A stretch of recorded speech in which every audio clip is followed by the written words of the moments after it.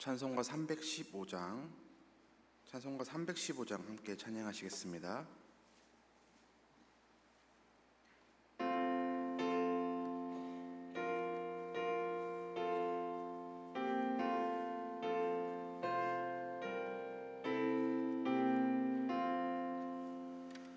내 주 되신 주를 참 사랑하고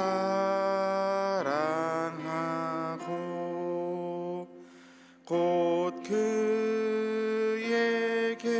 죄를 다 고합니다.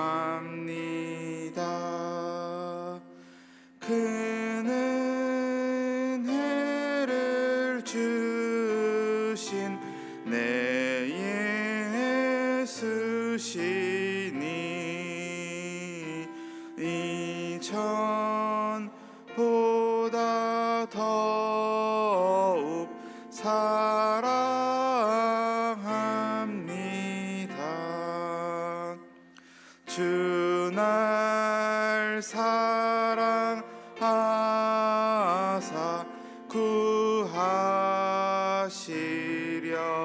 구하시려고 저 십자가 고난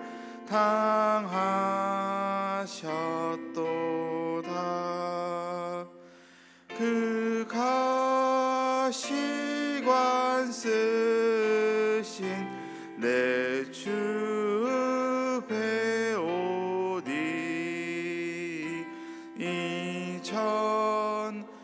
이전보다 더욱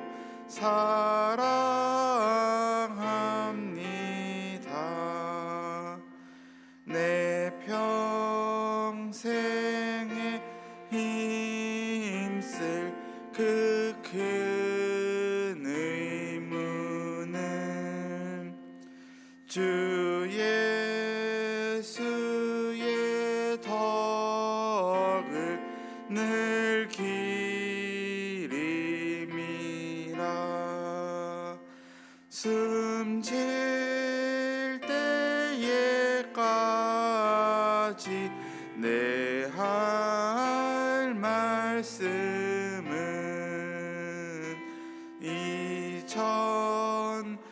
이전보다 더욱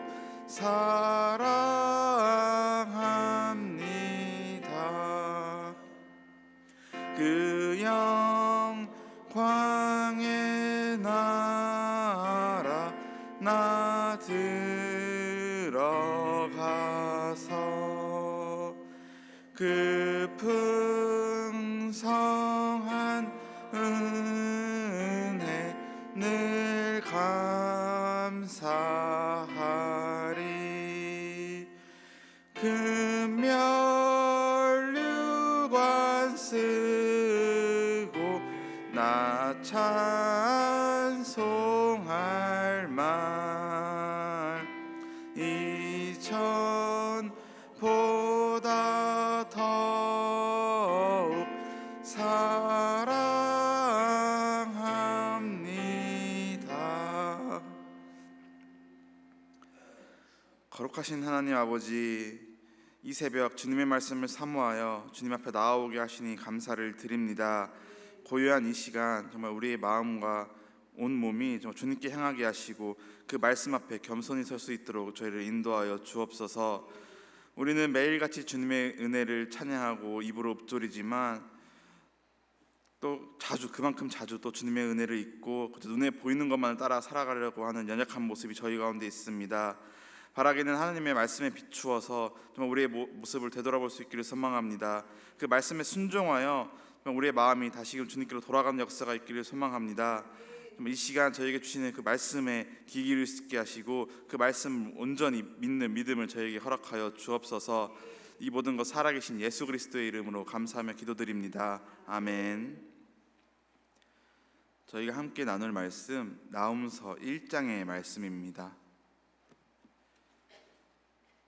나훔서 1장 1절로 15절까지의 말씀, 구약성경 1299면에 있습니다.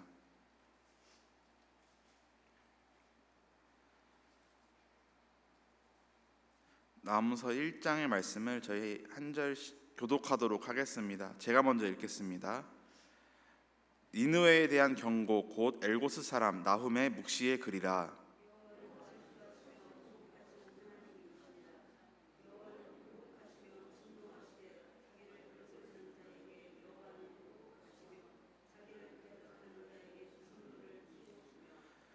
여호와는 노하기를 더디하시며 권능이 크시며 벌받을 자를 결코 내버려 두지 아니하시느니라. 여호와의 길은 회오리 바람과 광풍에 있고 구름은 그의 발에 티끌이로다.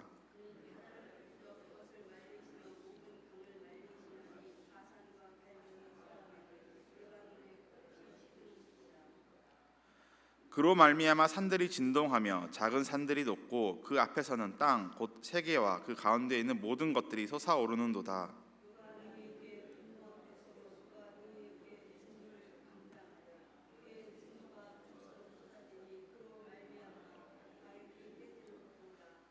여호와는 선하시며 환난 날의 산성이시라. 그는 자기에게 피하는 자들을 아시느니라.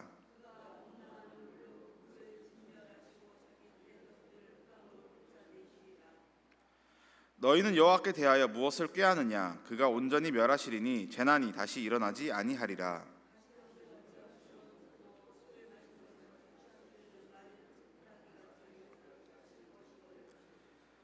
여호와께 악을 꾀하는 한 사람이 너희 중에서 나와서 사악한 것을 권하는도다.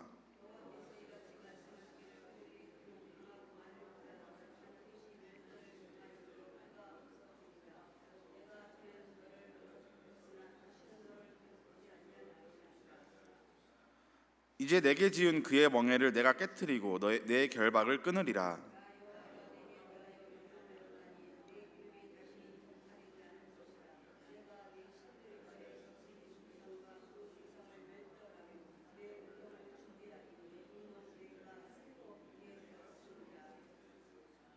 함께 읽겠습니다.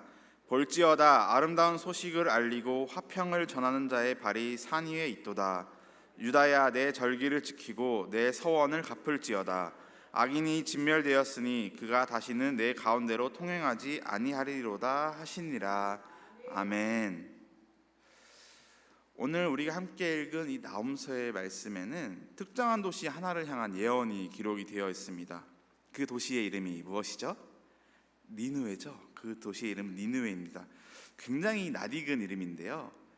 니느웨는 앞서 저희가 이번 주 월요일과 화요일에 읽었던 요나서의 주된 배경이 되는 도시이기도 했습니다. 니느웨는 아수르의 수도였습니다. 이스라엘 백성들에게는 이제 아수르의 수도로 잘 알려져 있는 도시였는데요. 아수르라는 나라는 계속해서 하나님의 백성 이스라엘을 침략하고 괴롭혔던 나라였습니다. 이 아수르는 자신들이 정복한 나라를 철저하게 파괴했을 뿐만 아니라 그 지역의 백성들을 포로로 끌고 와서 유배를 시키기도 하였습니다. 특히 북이스라엘의 10지파가 그들에 의해서 포로로 끌려가 그 땅 가운데 흩어지고 말았습니다. 이러한 잔혹함 때문에 니느웨는 악명 높은 도시가 되고 말았습니다. 특히 사네립 왕의 통치 아래에서 최전성기를 맞이하였던 아수르의 수도였기 때문에 더더욱 이스라엘 백성들에게는 악의 도시로 비춰졌을 것입니다. 때문에 요나서에서 요나는 그들을 향해 회개를 촉구하라는 하나님의 말씀을 불순종하여서 니느웨가 아니라 다시스로 가는 죄를 범하기도 하였습니다. 요나는 이방 민족, 특히나 이 아수르가 구원을 받는 것을 원하지 아니하였기 때문이었죠. 하지만 하나님께서는 요나를 인도하셨고 결국 요나는 니느웨에 가서 하나님의 말씀을 전했습니다. 하나님의 말씀을 접한 니느웨 백성들은 깜짝 놀랄 만큼 엄청난 회개를 합니다. 왕까지 나서서 왕이 조서를 내리기까지 하면서 온 성이 회개를 하죠. 그로 인해서 하나님의 심판은 유예되었습니다. 니느웨 사람들은 하나님의 자비와 또 용서를 경험하게 되었죠. 하지만 약 100년 정도의 시간이 흐른 뒤 니느웨는 다시 극도로 교만하고 포악한 도시가 되었습니다. 회개했던 믿음은 오래 지속되지 않았고 계속해서 하나님의 백성들을 압지 않은 악한 제국이 되고 말았죠. 그래서 오늘 본문에서 나훔은 더 이상 회개의 기회 없이 니느웨의 멸망을 확정적으로 선포합니다. 우리는 이 모습을 통해서 하나님께서는 자비로우신 분이시지만 또 동시에 회개 없는 죄는 결국 심판을 부른다는 사실을 분명히 알 수가 있습니다. 요나는 하나님의 오래 참으심을 보여준다면 나훔은 하나님의 그 인내가 끝난 뒤에 공의를 보여준다고 할 수가 있겠습니다. 얼핏 보기에 저희가 읽은 나훔서의 내용은 아수르의 멸망을 기뻐하는 내용으로 가득 찬 민족주의적인 책으로 느껴질 수가 있겠습니다. 하지만 나훔서에는 하나님의 본성에 대한 내용이 많이 기록이 되어 있습니다. 하나님은 어떤 분이신가를 다루고 있는 것이죠. 나훔서 1장의 내용이 시작하자마자 2절에서부터 하나님이 어떤 분이신가에 대한 내용이 소개가 기록이 되어 있는데요. 2절 말씀입니다. 여호와는 질투하시며 보복하시는 하나님이시니라. 여호와는 보복하시며 진노하시되 자기를 거스르는 자에게 여호와는 보복하시며 자기를 대적하는 자에게 진노를 품으시며. 제일 먼저 등장하는 하나님의 속성은 질투하시는 하나님입니다. 질투라는 표현, 그 표현이 주는 부정적인 이미지가 저희에게 있기 때문에 조금 당혹스러울 수 있지만 여기서 말하는 질투는 열심으로 저희가 해석할 수가 있습니다. 하나님께서는 자신의 뜻을 위해서 그 계획하신 바를 성취하기 위해서 끊임없이 일하시는 분이시라는 사실입니다. 그 무엇도 하나님의 계획이 성취되는 것을 막을 수가 없습니다. 따라서 이 질투라는 표현 안에는 하나님의 절대성이 포함되어 있다고 저희가 생각할 수가 있겠습니다. 여기서 사용된 질투란 단어, 히브리어 칸나는 단순히 감정적인 소유욕 같은 것이 아니라 언약적 사랑에서 비롯된 열정입니다. 하나님께서는 자신의 백성이 우상이나 죄에 빠져서 멸망하는 것을 그저 참고 지켜볼 수가 없는 분이십니다. 따라서 그들을 돌이키시기 위해서 적극적으로 개입하는 분이심을 우리는 이스라엘 역사를 통해서 살펴볼 수가 있습니다. 출애굽기 34장에서도 하나님께서는 자신을 질투의 하나님으로 소개하시며 자신의 영광을 우상에게 내어주지 않겠다고 선언하십니다. 다음으로는 보복하시는 하나님이라는 표현인데요. 이 보복하시는 하나님이라는 표현이 2절 안에서만 3번이 반복해서 등장합니다. 질투, 보복, 이러한 표현들은 우리 인간들에게 있어서는 아주 부정적인 속성일 수밖에 없겠지만 하나님께로 이 표현들이 향한다면, 하나님의 속성으로 본다면 좀 이야기가 달라집니다. 왜냐하면 인간의 보복행위에는 사랑과 공의가 결여되어 있지만 하나님의 보복에는 사랑과 공의가 실현되기 때문인데요. 우리는 하나님의 보복을 통해서 이스라엘 백성들과 하나님께서 맺으신 그 언약에, 하나님께서 그 언약에 신실하신 분이시라는 사실을 한 번 더 확인할 수가 있게 됩니다. 이스라엘의 모든 적으로부터 이스라엘을 지키시는 하나님, 그것이 하나님의 그 보복하시는 하나님의 성격에서 나타나기 때문입니다. 하나님의 백성들을 향한 공격을 자신을 향한 공격으로 여겨주시는 하나님, 이 신실하심이 나타나는 것입니다. 따라서 이러한 심판의 모습 가운데서도 공의를 완전하게 실현하시는 하나님의 모습을 저희는 또한 보게 됩니다. 3절부터는 상반절에는 노하기를 더디하시며 권능이 크시며 벌받을 자를 결코 내버려두지 아니하시는 하나님의 속성이 기록이 되어 있는데요. 이는 앞서서 살펴보았던 하나님의 그 공의로움, 보복하시는 하나님의 속성과도 연결이 됩니다. 공의로운 재판장이시기 때문에 하나님께서는 죄인을 그저 아무 이유 없이 사면하시지 아니하십니다. 그러한 하나님께서 노하기를 더디하시는 이유는 단순합니다. 모든 것을 주관하시는 분이시기 때문에 하나님께서 원하는 시간에 원하시는 방법으로 모든 것을 처리하실 수 있기 때문입니다. 하나님께서 오래 참으시는 이유는 능력이 부족하셔서 때를 기다리고 계신 그런 것이 아니라 오히려 모든 것을 다 행하실 수 있기 때문에, 모든 것을 다 이루실 수 있기 때문에 마지막 순간까지도 죄인들이 회개하고 돌아오기를 기다리고 계신 것이죠. 하지만 우리가 성경 말씀을 통해서 알고 있듯이 이 기다림의 때는 언젠가 끝이 납니다. 회개하고 돌아오기를 기다리고 계시지만 여전히 하나님을 대적하고 있을 때, 여전히 회개하지 않고 하나님을 대적하고 있을 때 하나님께서는 그들에게 심판을 내리십니다. 3절 하반절부터는 그러한 하나님의 심판의 모습들이 계속해서 기록되어 있는데요. 특별히 4절에는 바다를 말리시며 모든 강을 말리시며 바산과 갈멜이 쇠한다는 내용이 기록되어 있습니다. 이 바산과 갈멜은 녹초지와 가축 방목지로 알려져 있는데 녹지대가 풍부하고 비옥한 지역 중에 하나였습니다. 부와 다산의 복을 받은 장소였던 것이죠.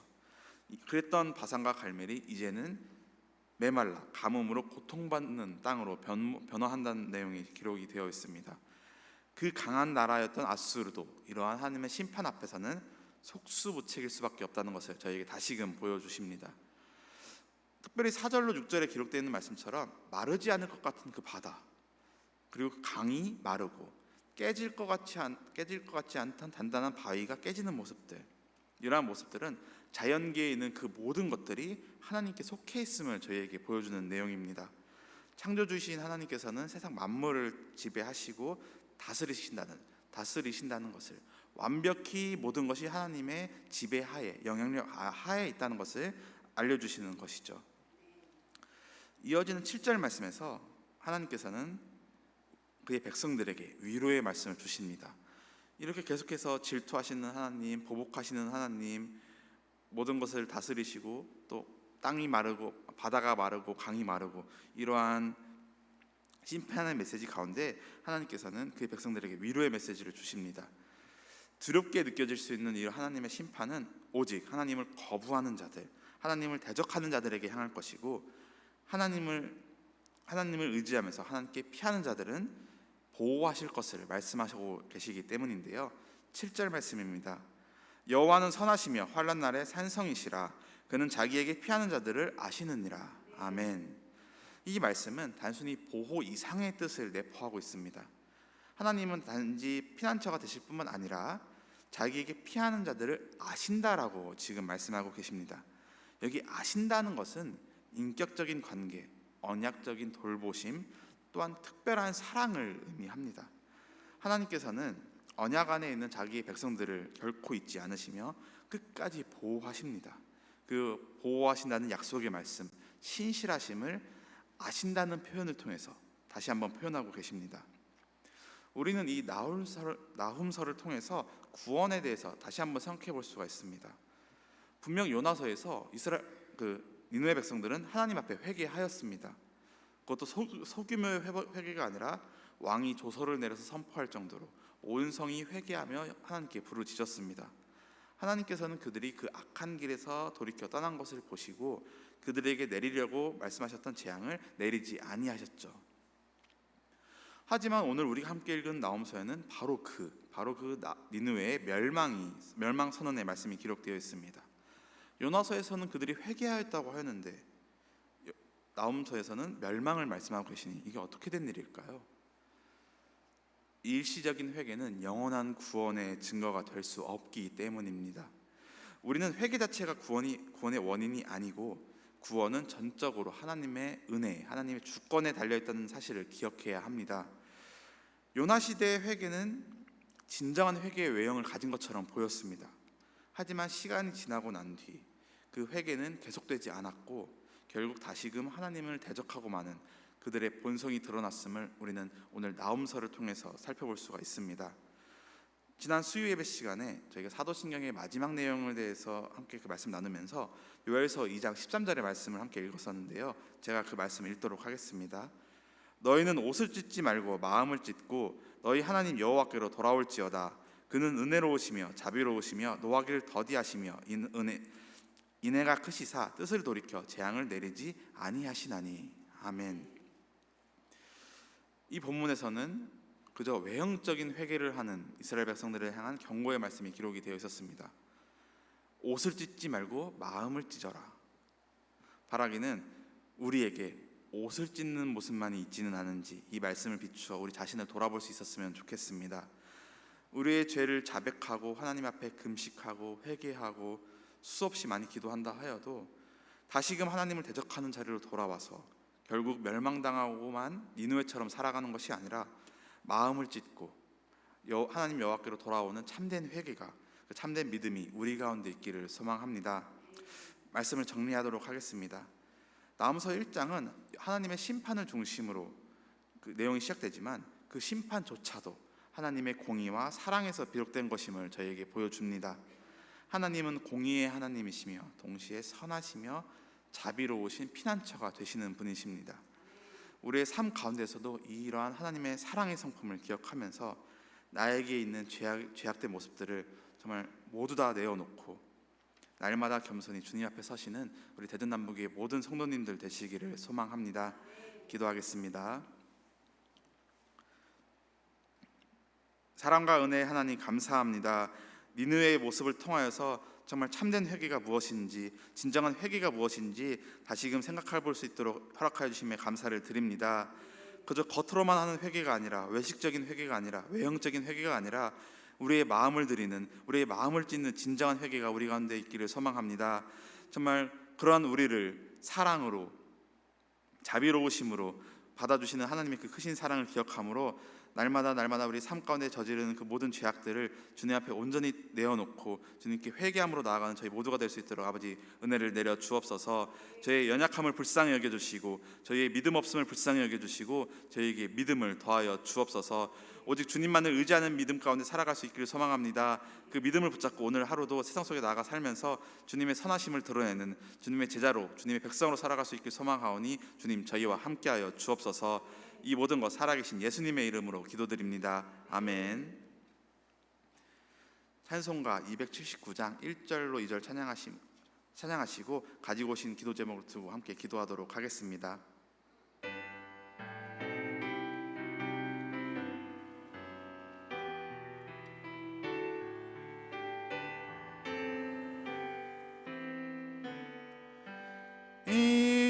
인내하신 구세주여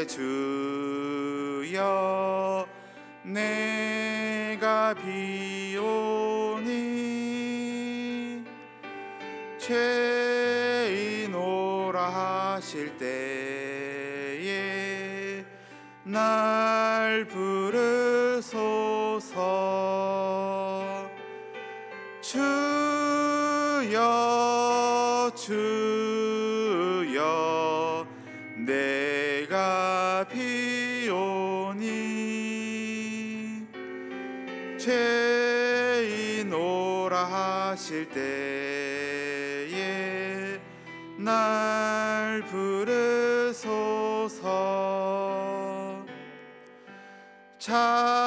자비하신 보좌 앞에 꿇어 엎드려 자복하고 회개하니 믿음 주소서.